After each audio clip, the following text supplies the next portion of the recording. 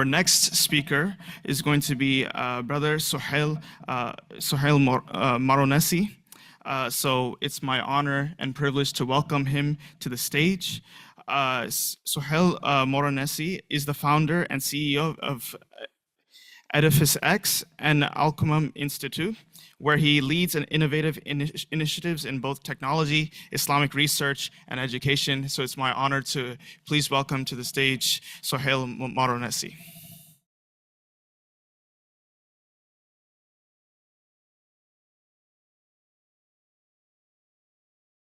بسم الله الرحمن الرحيم الحمد لله رب العالمين والصلاة والسلام على سيدنا محمد وعلى آله وأصحابه وأتباعه أجمعين.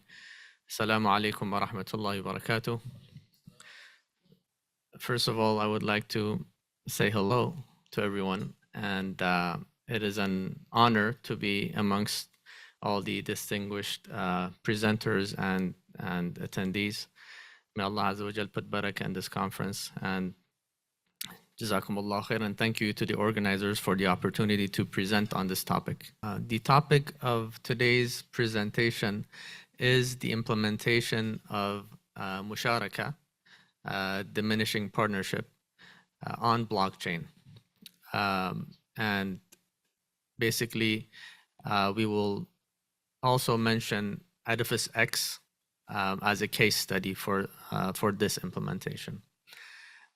Just an overview of what we will discuss. We will first go over an introduction, a background. Why is this topic relevant to our time? Why is it important to discuss this topic? And then we will talk about blockchain from an Islamic perspective. After that, we will introduce a technology that has been enabled by blockchain, which is real estate tokenization, and how we can leverage this technology to implement musharaka, diminishing partnership, which is an Islamic mode of finance. And then we will talk about the compliance and regulatory challenges that face this initiative. And last but not least, we'll talk about Edifice X, which aims to take this concept from theory to practice. And Edifice X is actually a company that Dr. Man and I have co-founded along with Maruf, who's not here. And Dr. Man actually was supposed to be with us presenting, but he's not, because of the shortage of time, he asked me to present the topic. Now, the introduction. So what is the problem? I mean, I think before you guys can see the relevance in this presentation or in this topic, I must shed light on the problem that is being solved by this topic or by this initiative. We all know that more than 2 billion Muslims have been stuck in the past century with a usury-based financial system that does not accommodate their religious beliefs. And this is a given.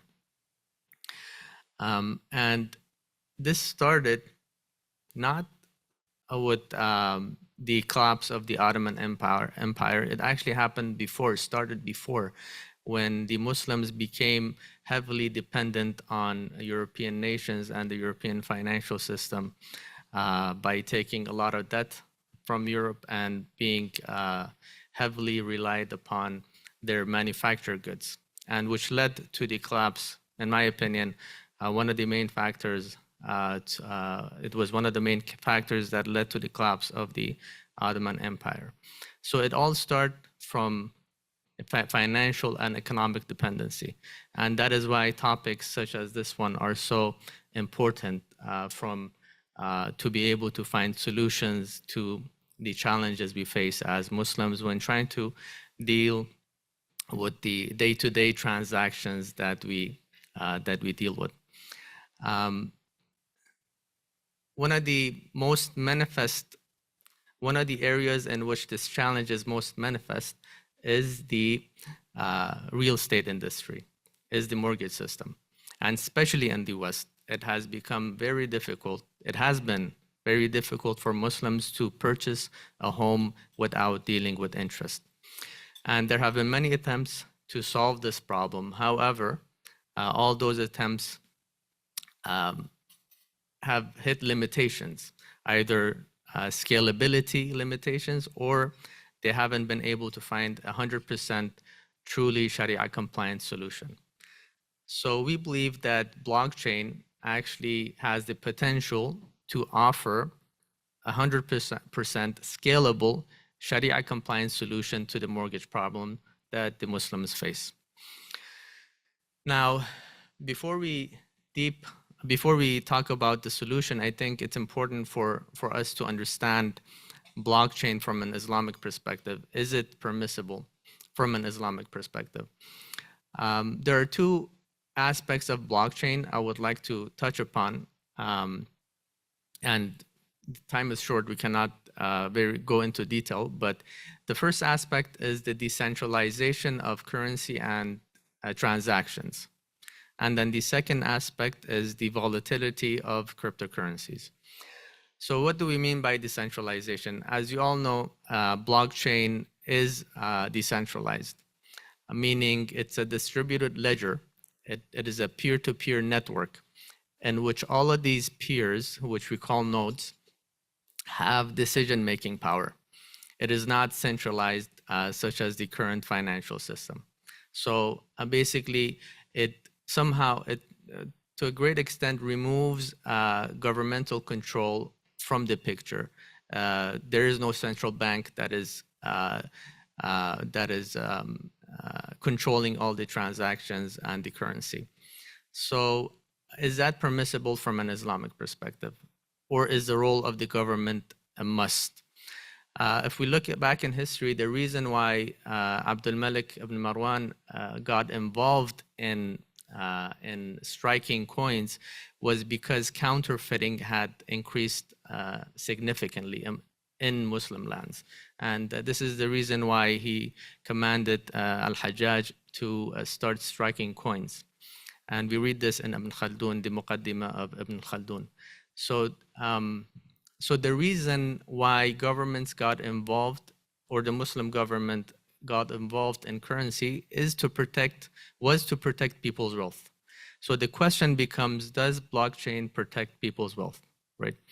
And if you look at some of the features that blockchain offers, such as transparency, such as traceability, immutability, and security accessibility, you can make a very good argument that a blockchain financial system will be able to protect people's wealth.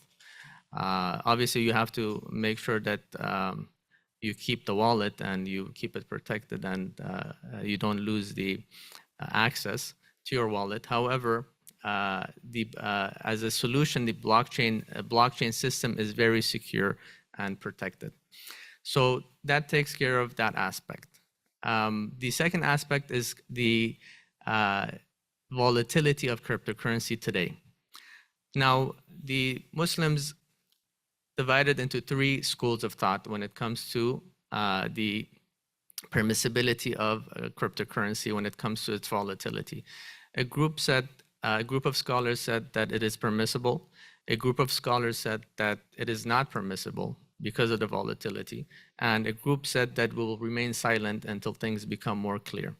So the purpose of this presentation is not to take a side, but rather propose a solution that all three schools would agree with.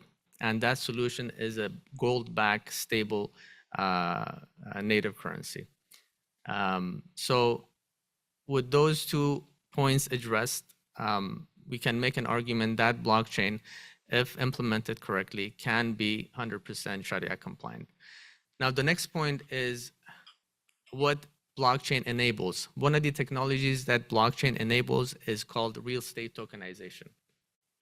So what is real estate tokenization? Real estate tokenization is the tokenization of real estate. What does tokenization mean? It means the fractionalization of real estate, meaning if you have a home that costs $100,000, you can actually fractionalize it into 100 pieces, and each piece will be represented by a digital token, which can be sold and bought and invested in. And what this allows is multiple things: liquidity, which is not present in the traditional real estate market; scalability, accessibility, and automation. And there are other benefits, but these are the main benefits that relate to the solution that we are proposing. So these qualities make it very easy for us to implement an Islamic mode of finance, which we call musharaka, diminishing musharaka, diminishing in partnership. And you can think of diminishing partnership, or the way we can explain diminishing partnership is 2 or 3 partners getting together and investing, in our case, in a property, with one of the partners committing to eventually buying the shares of all the other partners as time passes, right? And eventually becoming the sole owner of the property. So with that understanding, now I want to tie real estate tokenization and musharaka, the benefits of real estate tokenization and musharaka. So as we said, the first benefit of real estate tokenization was accessibility, meaning low, middle, and the rich amongst us. They all can invest in property. It's not limited to those who can afford it. You can actually, as long as you have enough money to buy a single token, which sometimes could cost as low as $1,000, $2,000, you can actually invest in property and buy property. So it opens the pool of investors or people that can become partners in the musharaka venture, right? And also it's global. It's not limited to the West or to the East. Blockchain allows for global investment in these properties. And many companies have been doing this, such as Realty and Lofty. And the scalability aspect of it allows us to accommodate many buyers. So you no longer have to wait 2-3 years before your turn comes to participate in a musharaka-based system. I have lost track of time, so I think I have 5 more minutes. You do not have to wait for your turn to come up before you can buy a house, right? So that scalability addresses that. Liquidity, which makes it very easy to buy and sell property or fractions of the property, which helps with the buyback mechanism of musharaka, right? And then you have automation through smart contracts, which makes the whole process very easy. It makes it very simple. You no longer have to go through the manual process of buying real estate. So these make it basically. I always say that it's a match made in heaven. The match between musharaka and real estate tokenization. Literally, too, it says, it allows us to comply to the divine law. So with that said, is this free of challenges? No, it is not. There are many challenges ahead of us, and we have been struggling, Dr. Mann knows, with these challenges for some time. One of the main challenges that we have comes from a regulatory and compliance, the regulatory and compliance side of things. Blockchain is still being assessed by many governments. The rules and laws and regulations are evolving, which makes maneuvering the landscape a bit difficult. And actually, Clinton has said that cryptocurrency has Hillary Clinton has said that cryptocurrency has the potential to destabilize nations, or not the potential, can destabilize nations. Cryptocurrency can destabilize nations. That's what she said in one of her interviews. But what people don't understand is she also said something very similar about AI, right? But AI is still taking off, and blockchain is still taking off. It's a force that cannot be stopped because people see a lot of benefit in it. That's from a blockchain perspective in general. And then you have Muslim investors being hesitant to invest. That's another challenge that you face if you partake in a blockchain initiative as a Muslim. The last challenge has to do with real estate tokenization and whether these tokens qualify as securities. And if they do qualify as securities, we have to deal with all the laws and regulations that surround securities. Now, these are some of the challenges that we are maneuvering at Edifice X, and perhaps it's a good segue to talk about Edifice X, which is an initiative. As I said, Dr. Mann, myself, and Brother Ma'ruf, who is not here with us, we have founded this company to take this concept that I just explained from theory to practice. Basically, we are trying to do exactly what I explained. We're trying to democratize home ownership for all, not just for Muslims, because we do truly believe that Islamic finance, as Dr. Mann mentioned, and specifically Musharaka and this solution has a lot to offer, not just to Muslims, but also to non-Muslims. We democratize home ownership by lowering down payments, removing interest altogether from the picture, having very lenient qualification requirements, and having very lenient foreclosure rules. So it's very hard for people to get kicked out of their houses. It is very easy for them to start the process of buying a house, and all along they will not have to pay a single penny in interest. And this is what makes it both easy to use and also 100% Sharia compliant, along with other aspects which we cannot discuss today. So I have 2 more minutes. I want to mention the good side of things, or some good news, that as I said, blockchain is becoming more and more acceptable by governments and by society in general. The FDA is looking into initiatives to use blockchain to track prescription drugs to avoid fraud. The European Union is coming up with the digital euro, and one of the technologies that they're investigating to build this digital euro on is the blockchain technology. And in the United States, there have been many states who have passed laws that will help companies such as ours to function 100% in compliance with the regulations, such as the emergence of DAO, decentralized autonomous networks, in the state of Wyoming and Tennessee. So these are some of the things that we are taking advantage of as well. With that said, inshallah, I would like to conclude by saying that there is a lot of potential in this area.